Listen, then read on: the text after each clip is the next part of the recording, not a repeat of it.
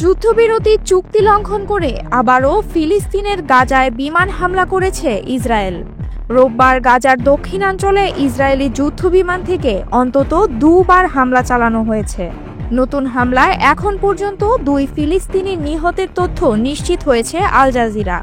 তবে মৃতের সংখ্যা আরও বাড়তে পারে। তবে ইসরায়েল পাল্টা অভিযোগ করেছে। এক সামরিক কর্মকর্তা বলেছেন, হামাসই যুদ্ধবিরতি চুক্তি লঙ্ঘন ও ইসরায়েলি বাহিনীর ওপর হামলা করেছে, ফলে আইডিএফ ব্যবস্থা নিতে বাধ্য হয়। ফিলিস্তিনি কর্মকর্তারা জানিয়েছেন, অক্টোবরের শুরুতে কার্যকর হওয়ার পর থেকে ইসরায়েলি সেনাবাহিনী 47 বার যুদ্ধবিরতি লঙ্ঘন করেছে, যার ফলে 38 জন নিহত এবং 143 জন আহত হয়েছে। এদিকে ইসরায়েলের প্রধানমন্ত্রী বেনিয়ামিন নেতানিয়াহু গাজার রাফা সীমান্ত খুলে না দিয়ে যুদ্ধবিরতির চুক্তি ভঙ্গ করেছেন বলে অভিযোগ করেছে হামাস। গোষ্ঠীটি জানায়, রাফা সীমান্ত বন্ধ থাকায় রোগী ও সাধারণ মানুষ দুদিকেই চলাচল করতে পারছেন না। এছাড়া ধ্বংসস্তূপের নিচে থাকা হতাহতদের উদ্ধার সরঞ্জাম ও মৃতদের শনাক্তে প্রয়োজনীয় দলও গাজায় ঢুকতে পারছে না। নেতানিয়াহু জানিয়েছেন, রাফা সীমান্ত পরবর্তী নির্দেশ না দেওয়া পর্যন্ত বন্ধ থাকবে। এর আগে কায়রোতে ফিলিস্তিনি দূতাবাস জানিয়েছিল, সীমান্তটি সোমবার খুলে দেওয়া হবে। রাফা সীমান্ত পুনরায় খোলা ও মানবিক সহায়তা প্রবেশের বিষয়টি যুক্তরাষ্ট্রের মধ্যস্থতায় হওয়া যুদ্ধবিরতি চুক্তির অন্যতম প্রধান শর্ত ছিল। এই চুক্তির লক্ষ্য ছিল যুদ্ধ বন্ধ করে গাজার মানবিক সংকট কিছুটা লাঘব করা। গাজাবাসীর পক্ষ নিয়ে ফিলিস্তিনের স্বাধীনতাকামী সংগঠন হামাস ইসরায়েলিদের বিরুদ্ধে একের পর এক প্রতিরোধ গড়ে তুলেছিল। যুদ্ধবিরতি ঘোষণার পর সেই হামাসই এবার গাজাবাসীর ওপর হামলা চালাতে পারে বলে ঘোষণা করেছে যুক্তরাষ্ট্র। ট্রাম্প প্রশাসনের দাবি, তাদের কাছে বিশ্বাসযোগ্য তথ্যও রয়েছে। যুক্তরাষ্ট্রের এমন দাবির পর বিশ্লেষকরা মনে করছেন, হামাসকে নিয়ে ট্রাম্প প্রশাসন আবার নতুন খেলা শুরু করেছে, আর এই খেলায় ফের উত্তপ্ত হতে পারে গাজা পরিস্থিতি। ফিলিস্তিনের গাজায় বেসামরিক মানুষের ওপর শিগগিরই হামলা চালানোর পরিকল্পনা করেছে স্বাধীনতাকামী গোষ্ঠী হামাস, এমন অভিযোগ যুক্তরাষ্ট্রের। মার্কিন পররাষ্ট্র দপ্তর শনিবার বলেছে, তাদের কাছে এ বিষয়ে বিশ্বাসযোগ্য তথ্য রয়েছে। হামলা হলে সেটা যুদ্ধবিরতি সরাসরি লঙ্ঘন হবে বলেও জানানো হয়েছে। এক বিবৃতিতে মার্কিন পররাষ্ট্র দপ্তর বলেছে, ফিলিস্তিনের বেসামরিক মানুষের ওপর এমন পরিকল্পিত হামলার ঘটনা যুদ্ধবিরতি চুক্তির সরাসরি ও গুরুতর লঙ্ঘন বলে বিবেচিত হবে। সেই সঙ্গে মধ্যস্থতা প্রচেষ্টার মাধ্যমে অর্জিত উল্লেখযোগ্য অগ্রগতিকে ক্ষতিগ্রস্ত করবে এটি।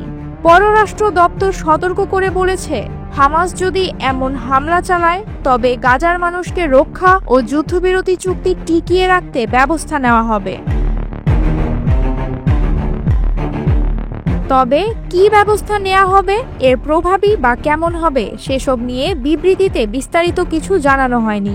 যুক্তরাষ্ট্রের প্রেসিডেন্ট ডোনাল্ড ট্রাম্প গত সপ্তাহে গাজায় বেসামরিক লোকজনকে হত্যার জন্য হামাসের বিরুদ্ধে তোপ দেগেছিলেন। নিজের সামাজিক যোগাযোগ মাধ্যম ট্রুথ সোশ্যালে দেওয়া এক পোস্টে ট্রাম্প লেখেন, যদি হামাস গাজার লোকজনকে হত্যা করা অব্যাহত রাখে, যা চুক্তিতে ছিল না, তবে আমাদের তাদের বিরুদ্ধে কঠোর পদক্ষেপ নেওয়া ছাড়া আর কোনো উপায় থাকবে না। এক্ষেত্রে আমাদের বলতে কাদের বুঝিয়েছেন সেটা পোস্টে স্পষ্ট করেননি ট্রাম্প। ইসরায়েলে নজিরবিহীন হামলা চালায় ফিলিস্তিনি স্বাধীনতা কর্মী সংগঠন হামাস। ইসরায়েলের দাবি, এতে 1100 জনের বেশি নিহত হন। এছাড়া প্রায় 250 মানুষকে জিম্মি করে গাজায় নেওয়া হয়। জবাবে ওই দিনই গাজায় নির্বিচার হামলা শুরু করে ইসরায়েলি বাহিনী। 2 বছরের হামলায় গাজায় নিহত ব্যক্তিদের সংখ্যা 68,000-এর কাছাকাছি পৌঁছেছে। সম্প্রতি গাজায় যুদ্ধবিরতিতে সম্মত হয়েছে হামাস ও ইসরায়েল। মার্কিন প্রেসিডেন্ট ট্রাম্পের ২০ দফা শান্তি পরিকল্পনা মেনে যুদ্ধবিরতি কার্যকর হয়েছে।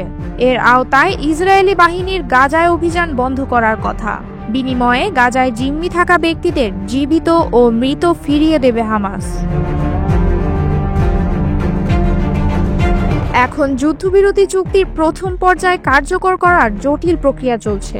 এ পর্যায়ে অবশিষ্ট সব জীবিত ও মৃত ইসরায়েলি জিম্মিদের ফিরিয়ে দেওয়ার বিষয়টি রয়েছে।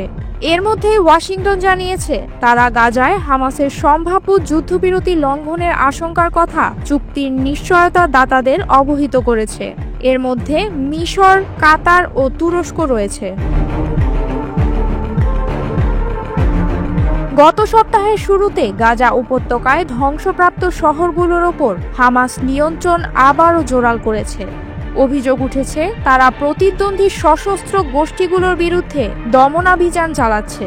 ইসরায়েলকে সহায়তাকারী কয়েকজন অভিযুক্ত ব্যক্তির মৃত্যুদণ্ডও কার্যকর করা হয়েছে।